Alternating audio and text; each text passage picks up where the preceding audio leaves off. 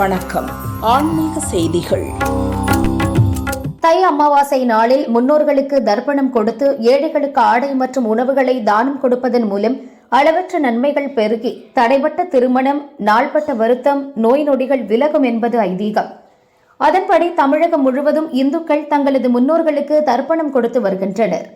ராமநாதபுரம் மாவட்டம் தேவிப்பட்டினம் நவபாஷான நவகிரகத்தில் தை அமாவாசையை முன்னிட்டு முன்னோர்களுக்கு தர்ப்பணம் கொடுத்து திரளான பக்தர்கள் வழிபட்டனர். முன்னதாக நவபாஷானம் கடலில் நீராடி பின்னர் நவகிரகங்களை சுற்றி வந்து முன்னோர்களை மனமுருக வழிபட்டனர்.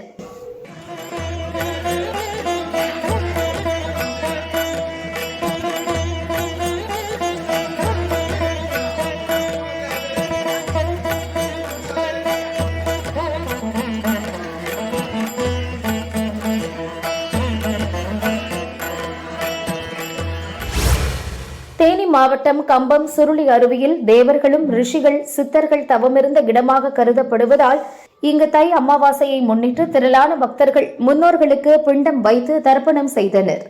பின்னர் விநாயகர் கோயிலில் இறந்தவர்களின் ஆத்மா சாந்தியடைய மோட்ச தீபம் ஏற்றினர்.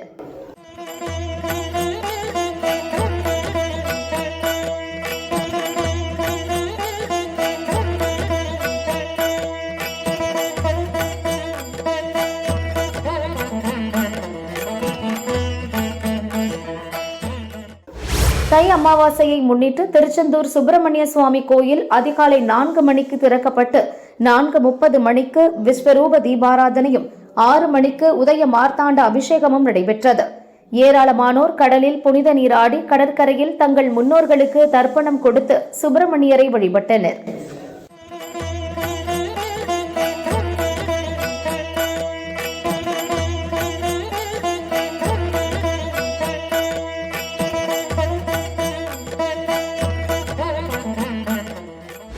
தை அமாவாசையை முன்னிட்டு தென்காசி மாவட்டம் குற்றாலத்தில் அதிகாலை முதலே புனித நீராடி ஆயிரக்கணக்கானோர் தங்கள் முன்னோர்களுக்கு தர்ப்பணம் கொடுத்தனர்.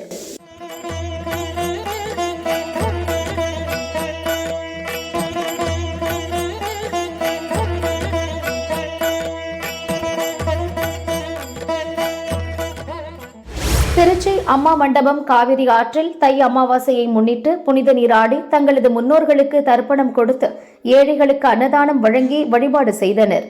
பின்னர் ஸ்ரீரங்கம், திருவானைக்காவல், சமயபுரம் உள்ளிட்ட கோவில்களில் சுவாமி தரிசனம் செய்தனர்.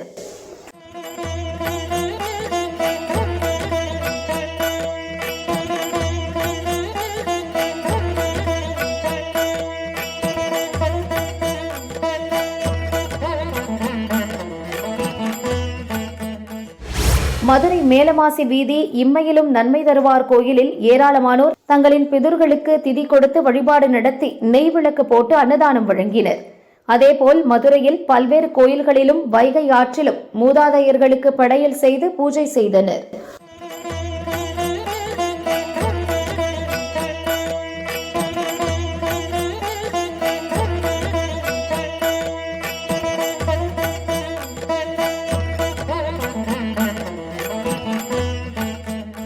தை அமாவாசையை முன்னிட்டு உடுமலை திருமூர்த்திமலை பாலாற்றில் தங்களது முன்னோர்களுக்கு தர்ப்பணம் கொடுத்தனர்.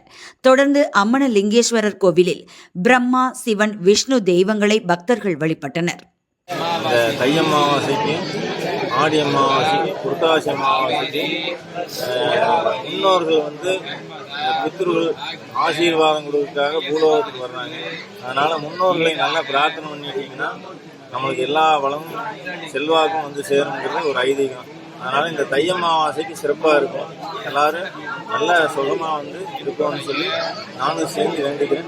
விவசாயம் செழிக்க வேண்டி ரேக்லா வண்டியில் வந்து அம்மணலிங்கேஸ்வரர் கோயிலில் சிவன், விஷ்ணு, பிரம்மா தெய்வ தரிசனம் செய்தனர். அன்னதானம் வழங்கப்பட்டது.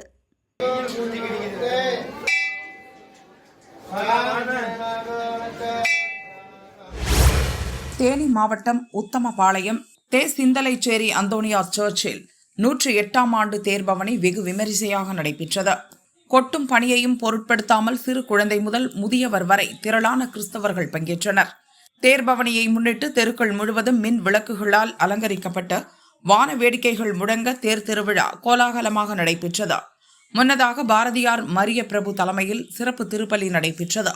புனித நீர் தெளித்து தேர்பவனி தொடங்கி வைக்கப்பட்டது. இரவு 10 மணிக்கு தொடங்கிய தேர்பவனி காலை 6 மணி வரை நடைபெற்றது.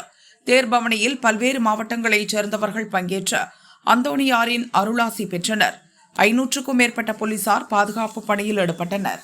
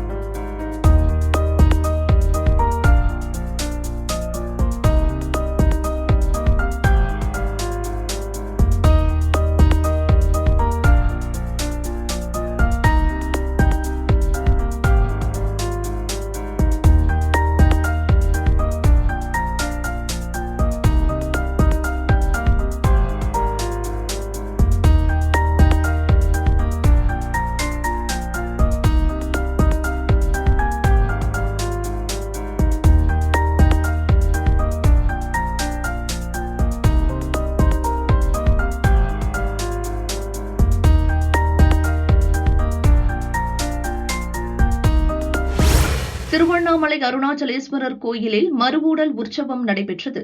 கிரிவலப்பாதையில் தவமிருந்த பிருங்கி மகரிஷிக்கு காட்சியளிக்க அருணாச்சலேஸ்வரர் செல்ல முயன்றார். ஆனால் பராசக்தி அம்மன் அதை எதிர்க்க சுவாமி மீறிச் சென்றார். இதனால் அம்மன் கோபம் கொண்டதாக ஐதீகம். சுவாமி அம்மனிடையே ஏற்பட்ட ஊடலை நினைவூட்டும் வகையில் திருவுடல் விழா ஆண்டுதோறும் நடைபெறும். இந்த ஆண்டு உற்சவத்தை முன்னிட்டு அருணாச்சலேஸ்வரர் கிரிவலம் சென்றார். பிருங்கி மகரிஷிக்கு காட்சி அளித்து கோயிலுக்கு வந்தார். பின்னர் சுவாமி அம்பாளுக்கு இடையே சமாதானம் ஏற்படுவதை விளக்கும் மறுவூடல் விழா நடைபெற்றது. மறுவூடலை தரிசித்தால் கணவன் மனைவி இடையே ஒற்றுமையும் புரிதலும் அதிகரிக்கும் என்பது பக்தர்களின் நம்பிக்கை. ஆயிரக்கணக்கான பக்தர்கள் அருணாச்சலேஸ்வரருக்கு அரோகரா கோஷம் முழங்க திருவூடலை தரிசித்து மனமுருகினர்.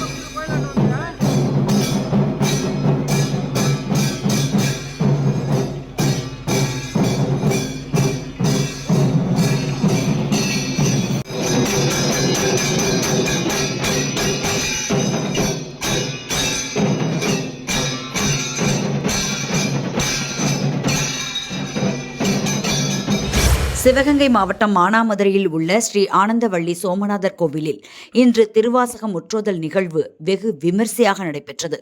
கோயில் வளாகம் முழுவதும் பக்தர்களின் சிவநாம முழக்கம், திருவாசக பாடல்களின் பக்தி ஒளியும் நிறைந்து காணப்பட்டது. திருவாசகம் என்பது மாணிக்க வாசகர் அருளிய சிவபக்தி நூலாகும். திருவாசகத்தை முழுமையாக கூறி இறைவனை வழிபடும் இந்த நிகழ்வில் திரளான பக்தர்கள் பங்கேற்று திருவாசக பாடல்களை ஒன்றாக சேர்ந்து பாடினர்.